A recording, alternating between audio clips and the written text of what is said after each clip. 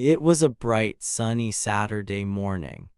The kind of day where you just want to be outside, maybe play with your friends or ride your bike. But me, I had a little problem to fix. My name's Jake Miller and I was up on my roof because there was a tiny leak. Not a big deal, right? Just a few drips of water sneaking through. I could hear them drip, drip, drip every time it rained. So there I was, standing on my ladder with a bucket in one hand and some tools in the other. I'm not a fix-it guy, not like those people on TV who build whole houses.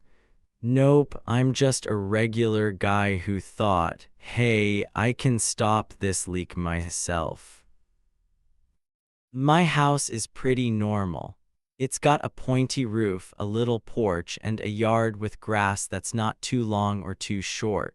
I live in a quiet neighborhood, or at least it used to be quiet. See, everything was peaceful until Karen moved in next door. Oh boy, Karen's not like anyone else around here. You know those people who always watch what you're doing. The ones who peek over fences or out their windows just waiting for you to mess up. That's Karen. She's loud, bossy, and acts like she's the queen of the whole street. If your dog barks once, she's there yelling. If your trash can isn't perfect, she's complaining. She's got rules for everything and she loves telling everyone what to do. So that sunny morning, I climbed up my ladder. It wobbled a little, but I made it to the roof. The sun was warm on my face and I could see my whole street from up there. Kids were riding bikes a few houses down. Birds were chirping. It was nice until I heard her, Karen. Her voice cut through the air like a siren. Jake, what are you doing up there? She shouted. I looked down and there she was, standing in her yard with her hands on her hips. She had on a big hat and sunglasses like she was some kind of movie star, but she wasn't smiling. Oh no, she was mad. I waved at her, trying to be nice. Just fixing a leak, Karen, I called back. The drips weren't hurting anyone, but I didn't want water messing up my house. Simple, right? Nope, not to Karen. She shook her head so fast I thought her hat might fly off. You can't do that, it's against the rules, she yelled. Rules? What rule? I didn't know fixing my own roof was a big crime, but Karen loves rules more than anything. She's part of this group called the HOA, fancy letters that mean she gets to boss people around about their houses. If your grass is too tall, HOA. If your mailbox is the wrong color, HOA. And now me on my roof, HOA. I sighed and kept working. My bucket was shiny and silver and I had a little hammer and some sticky stuff to patch the hole. The leak was small, just a crack where the rain snuck in. I could fix it, no problem, but Karen, she wasn't done. She stomped closer to my fence, her flip-flops slapping the ground. I'm serious, Jake, you're not allowed up there without permission, she said. Permission from who? It's my roof. I wanted to laugh, but I didn't. I just kept scooping the sticky stuff onto the crack, pretending I didn't hear her. The truth is, Karen's been bugging me since I moved in. I got this house a few months ago. It's not huge, but it's mine. I like it. There's a big tree in the front yard and my dog Max loves chasing squirrels around it. But Karen, she hates Max. He's too loud, she says. One time she even said my mailbox was ugly because it's blue. Who cares about a mailbox? Karen does. She cares about everything except being nice, I guess. Up on the roof, I could see her pointing at me. Her sunglasses glinted in the sun and her voice got louder. "You're ruining the neighborhood," she shouted, "ruining it, with a bucket and a ladder." I shook my head. She was being silly, but that's Karen for you, always making a big fuss over nothing. I tapped my hammer on the roof, fixing the crack little by little. Tap, tap, tap. The sound was quiet, but it made me feel good. I was solving a problem. Karen, she was making problems. Now here, where things get interesting. That day, Karen had no idea what was coming. She thought she was in charge, yelling at me like I was a kid who forgot his homework. But I knew something she didn't. See, I'm not just some guy with a leaky roof. I notice things. I watch. And that morning, before I even grabbed my ladder, I'd seen something funny, something about Karen, something she'd never want anyone to know. But I'm not telling you yet, not all of it.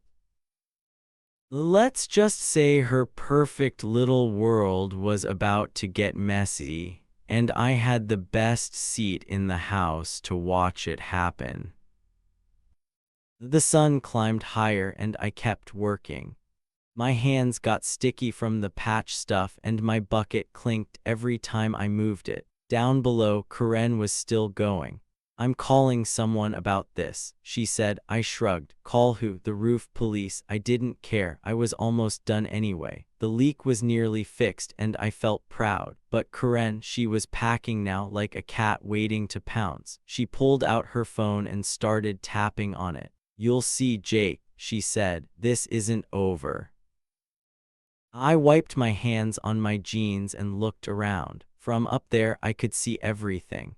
My street was pretty, little houses with flowers and cars parked neatly. But Karen's house, it stood out. She had a big sign in her yard that said HOA President. She loved that sign. She loved being the boss. Too bad for her. Being the boss doesn't mean you're always right. I grinned to myself. She was so busy yelling at me, she didn't even notice what was happening right under her nose. The air smelled like summer, grass and sunshine. I took a deep breath and kept working. Drip, drip, drip. The leak was slowing down. I was winning, but Karen, she thought she was winning. She held her phone up like it was a prize. "I'm telling the HOA," she said, "and maybe the cops too." Cops for a roof leak. I almost fell off the ladder laughing. She was being so dramatic. But that's when I remembered what I'd seen earlier, something sneaky, something big, and suddenly I wasn't laughing anymore. I was curious. See, Karen's always acting perfect. Her yard is perfect. Her house is perfect. She's always telling everyone how to be perfect too. But nobody's that perfect, right? I'd lived next to her long enough to know she was hiding something. And that morning, before the sun got high, I'd peeked out my window and saw it. Just a little hint. A clue, something that made me go, "Huh, that's weird." I didn't know the whole story yet, but I knew enough to keep my eyes open. And now, with her yelling at me, I couldn't wait to see what happened next. The ladder creaked as I shifted my weight. My bucket was getting heavy, but I didn't mind. I was having fun up there, fixing my roof and watching Karen lose her mind. She was still on her phone, muttering about rules and neighbors and how I was breaking everything. Breaking everything? It was just a leak. But to Karen, it was like I'd set her whole world on fire. She didn't know it yet, but her world was about to catch fire, just not because of me. I tapped my hammer one more time. Tap. The leak stopped. No more drips. I did it. I wanted to cheer, but I didn't, not yet. Because down below, Karen was about to make her move. And up above, I was ready to watch it all unfold. She had no idea what was coming, no idea at all, but I did, well, sort of. And trust me, it was going to be wild. So there I am up on my roof, fixing that little leak. I've got my bucket next to me, shiny and silver, and my hands are sticky from the gooey stuff I'm using to patch the hole. The sun's shining, the birds are singing, and I'm feeling pretty good. The drip, drip, drip is almost gone. I'm winning, but then oh no, I hear her. Karen, my next door neighbor. Her voice hits me like someone scratching a chalkboard with their nails. Jake, you can't be up there, she yells. It's so loud, I bet the whole street hears her. That's against HOA rules. I look down from my roof. There she is, standing in her yard, waving her phone around like it's a sword or something. She's got on that big floppy hat she always wears and those giant sunglasses that make her look like a bug. Her face is all scrunched up and she's mad. Really mad. I roll my eyes so hard I almost fall off the ladder. I'm just fixing a leak, Karen, I shout back, but she doesn't care. She never cares. She just keeps pointing and yelling like I'm breaking some big important law. Now let me tell you about Karen. She's been bugging me since the day I moved into my house. That was a few months ago. I got this little place with a pointy roof and a yard for my dog Max to run around in. I like it here, it's cozy, but Karen, she's like a storm cloud that won't go away.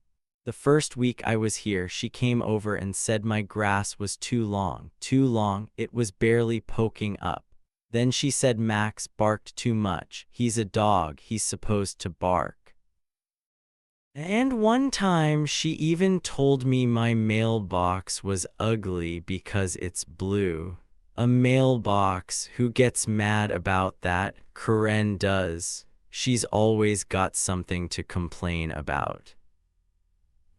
So up on the roof, I try to ignore her. I scoop more sticky stuff into the crack and pat it down with my little hammer. Tap, tap, tap, it's working, the leak's almost gone, but Karen's voice keeps coming. You're not allowed to fix things yourself, Jake, she screeches. The HOA says you need permission. The HOA, that's her favorite thing. It's this group she's in charge of, some grown-up club that makes rules for the neighborhood. Rules about grass, rules about dogs, rules about roofs. I don't get it. It's my house. Why do I need permission to fix a tiny leak? I shake my head and keep working. My ladder wobbles a little, but I hold on tight. Down below, Karen's getting louder.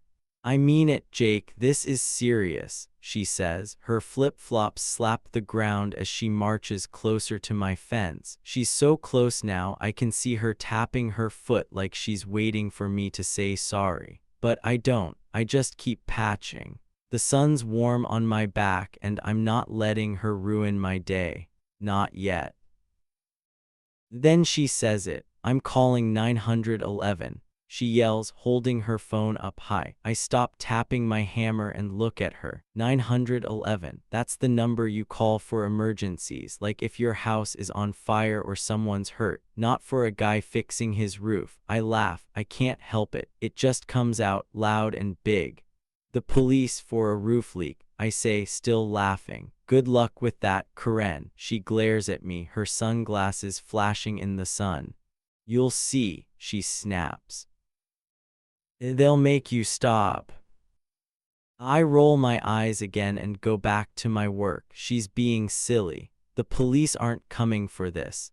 They've got better things to do, like catching bad guys or helping people, not chasing me off my ladder. But Karen's serious. She starts pressing buttons on her phone, muttering to herself. Stupid Jake, breaking rules, ruining everything. I hear her, but I don't care. I've got my bucket, my hammer, and my sticky stuff. I'm almost done. She can call whoever she wants. But here's the thing, Karen doesn't know something big. See, I'm not just up here fixing a leak. I've got a secret. Well, not really a secret I'm keeping, just something I saw. Earlier that morning, before I even grabbed my ladder, I noticed something weird, something about Karen, something she'd never want anyone to find out, especially not the police she's so excited to call. I'm not telling you everything yet, because that'd ruin the fun. But let's just say I saw a little hint of trouble, and it wasn't about my roof. The air's warm and my hands are getting stickier. I wipe them on my jeans and keep going. Tap, tap, tap, the crack's almost sealed. I'm proud of myself. I'm not a fix-it guy, but I'm doing it. Down below, Karen's still on her phone. Yes, hello, she says, loud enough for me to hear.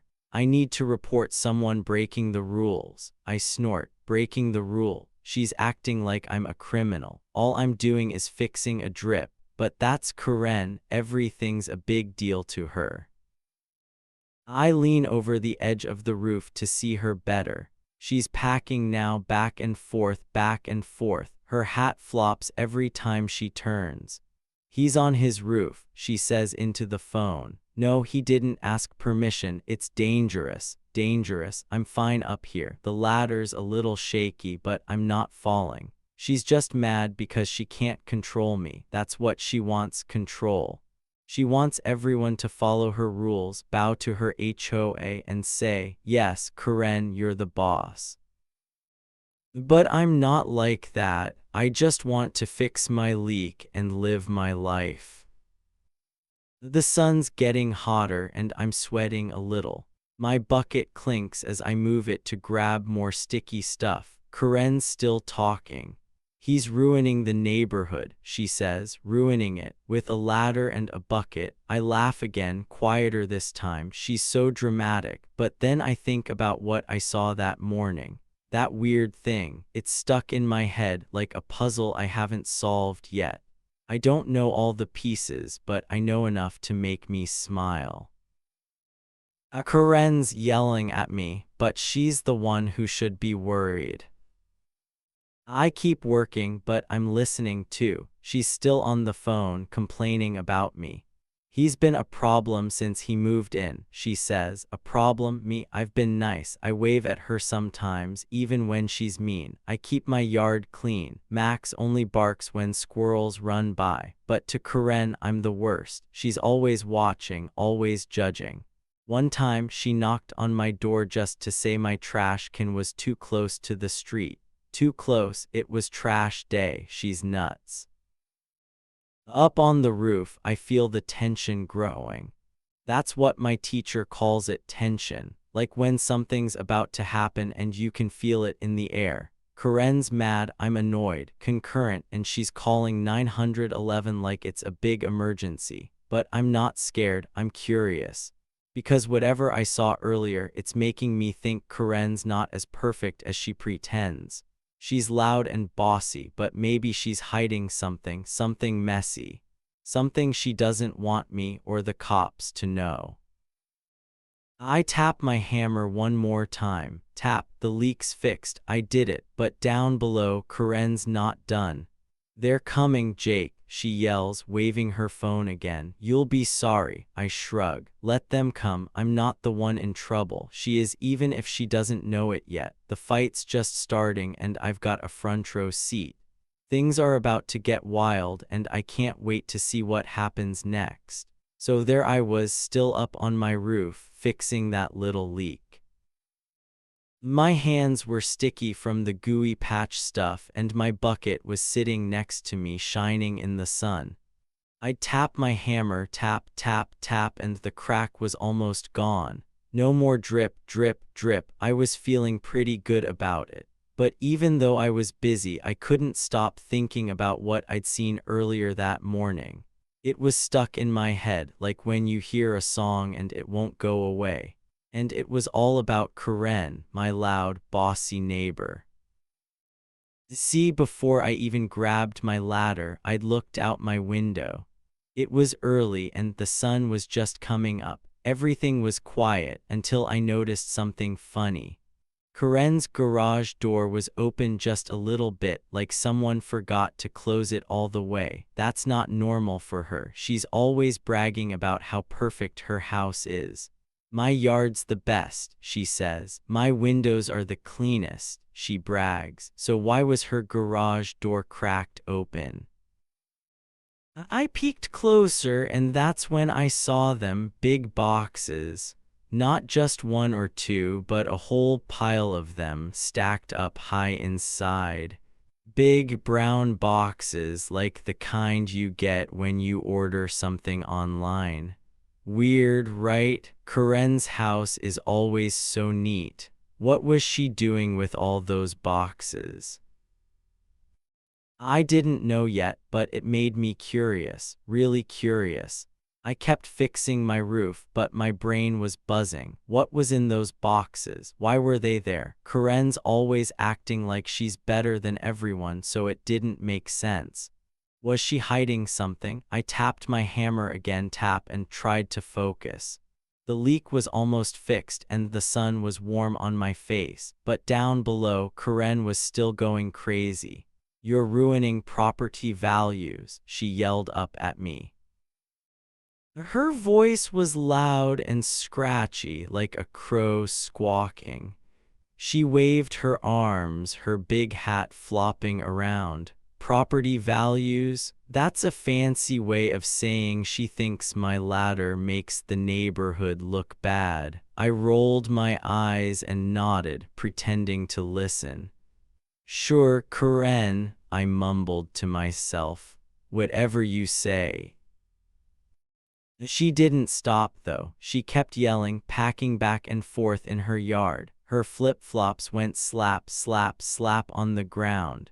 "This is unacceptable, Jake," she shouted. "You're breaking every rule in the book. Rules, rules, rules. That's all she talks about. Her HOA rule. She's the president of that group and she loves telling everyone what to do." But I didn't care, I just kept working. My bucket clinked as I moved it, and I scooped more sticky stuff onto the roof. I wasn't hurting anyone, I was fixing my house, but to Karen, it was like I was the worst person ever.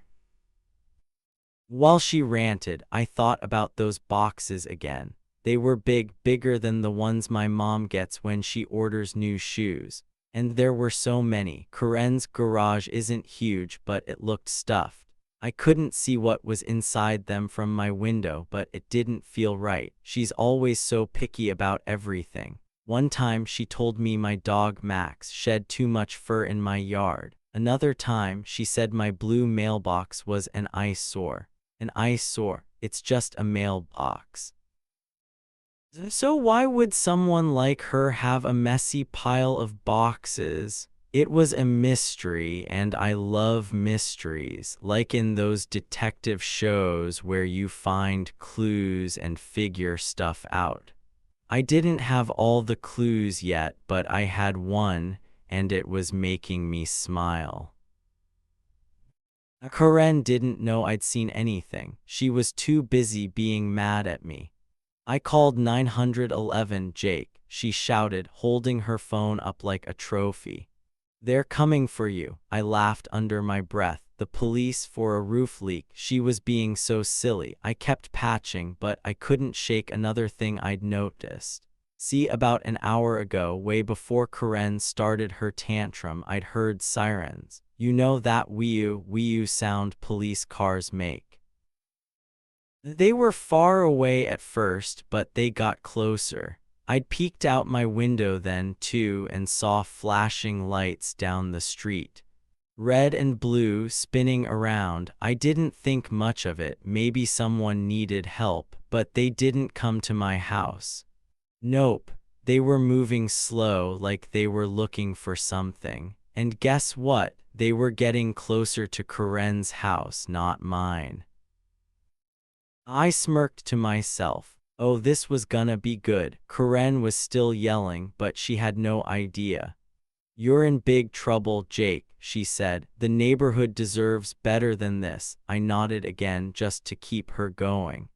"Uh-huh," I said quietly. She didn't hear me, she was too busy stomping around. But I was thinking hard. Those sirens, those boxes. Something was up, and it wasn't about me. I tapped my hammer one more time, and the leak was done. Fixed. I wiped my hands on my jeans and looked down at her. She was red in the face, waving that phone like it was magic. "They'll be here any minute," she said. I shrugged. Let them come. I wasn't scared. The sun was high now, and the air smelled like summer, grass and flowers. My ladder creaked a little as I shifted to get comfy. I wasn't going down yet. I wanted to watch what happened next. Karen thought she was winning. She thought she'd get me in trouble. But those sirens I'd heard, they weren't for me. Oh no, they were circling closer to her side of the street. I could still hear them in my head, wee-oo, faint but real. And those boxes in her garage, they were a clue. A big, fat clue. I didn't know the whole story, but I knew enough to make me grin. Karen kept talking. You've been a problem since you moved in, she said. A problem? Me? I've been nice. I wave at her even when she's grumpy. I keep my yard clean. Max only barks at squirrels, but to her I'm the bad guy. She's been on my case forever about my grass, my dog, my mailbox, and now my roof. You're ruining everything, she yelled. I just nodded again. Okay, Karen, I mumbled. She didn't see my smile. She was too busy being loud. But I couldn't stop thinking about those boxes. Why were they there? Karen's house is always perfect. Her flowers are perfect. Her driveway is perfect. She even has a sign that says HOA President in her yard, big and shiny. So why the mess in her garage? It didn't add up. And those sirens, why were they so close? My heart beat a little faster, not because I was scared, but because I was excited. Something was happening, something big, and Karen, she was clueless. She thought she was the boss, but maybe she was. I leaned over the edge of the roof to watch her. She was still packing, her flip-flops slapping the ground. You'll see, Jake, she said. This is what happens when you break the rules.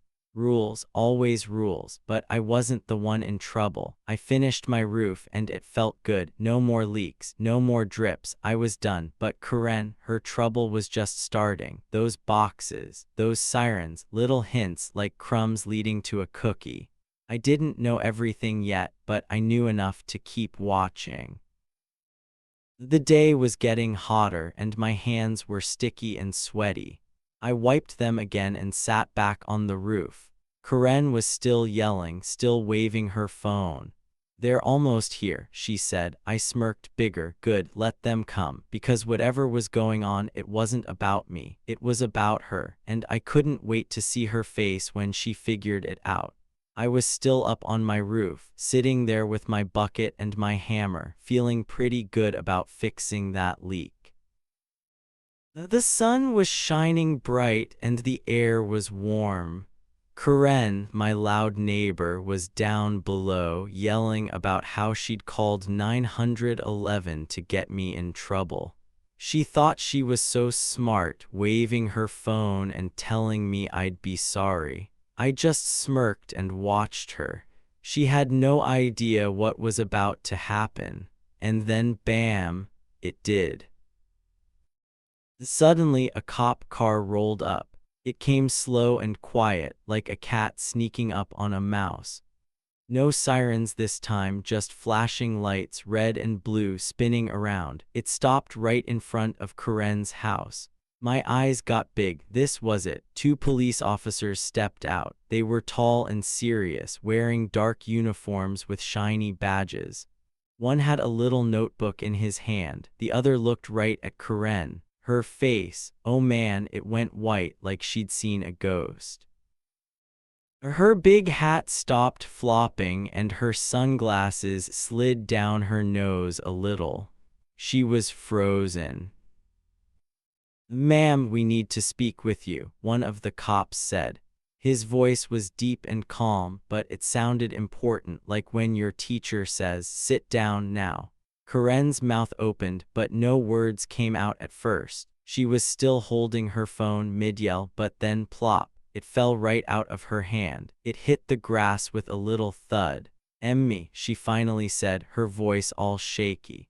"But I called about him." She pointed up at me, her finger wobbling like she couldn't believe what was happening. She thought the cops were here for my roof leak. Nope. I leaned over the edge of my roof to see better. My ladder creaked, but I held on tight. The cop with the notebook didn't even look my way, not once. His eyes stayed on Karen. "We've had reports of stolen goods being stored here," he said, nodding toward her garage. Stolen goods. My jaw dropped so fast I almost fell off the roof. Those boxes, the ones I'd seen that morning, the big brown ones piled up in her garage. My heart started beating like a drum, thump, thump, thump. Was that what they were? Stolen stuff? Karen's eyes got huge. What? She stammered. "That's crazy, I didn't," but the cop cut her off. "Mind if we take a look?" he asked, already walking toward her garage. The other officer followed, slow and steady. Karen's face went from white to red like a tomato. "No, wait," she said, rushing after them. "You don't understand. This is a mistake." But they weren't listening. They were on a mission. I couldn't believe it. I stayed on my roof, watching everything. My bucket was still next to me and my hands were sticky from the patch stuff, but I didn't care. This was better than TV. The cops got to her garage door, the one I'd seen cracked open earlier. It was still open a little, just enough to peek inside. The cop with the notebook pushed it up all the way.